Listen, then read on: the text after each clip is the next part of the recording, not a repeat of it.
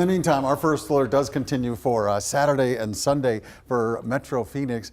And we're not going to see any heat warnings for the weekend, but it's going to be hot enough and it's a big enough change that folks may have some issues. Here's how things are going to progress for the weekend and early next week. Temperatures triple digits or more. Then we get another storm system in, and it looks like we'll drop off back into the 80s by the time we get to the middle of next week. Here's the heat risk for Sunday. Sunday is anticipated to be the hottest day of the weekend, and we've got moderate risk for really much of the valley, and then down to the southwest of the valley, extending toward Gila Bend and in Rainbow Valley itself. There are some isolated areas of high risk from the heat, but the bottom line is heat can impact us even when we don't have high risk or very high risk in our neighborhood for sure. 72 Flagstaff right now, Payson 82, Show Low 77, Lake Powell is at 85 degrees. High so far 103, 74 was the morning low.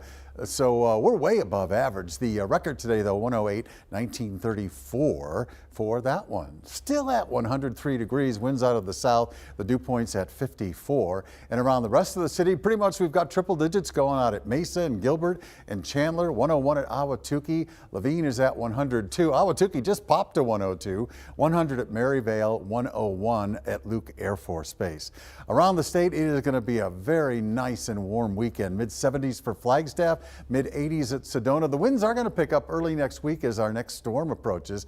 Payson for the weekend is going to be in the 80s as well. First alert 7-day forecast. Yep, for heat Saturday and Sunday. 105 our peak day on Sunday afternoon. Then temperatures will begin to moderate. 100 degrees on Monday. And as mentioned, as promised, we're going to drop down into the 80s by the middle of next week.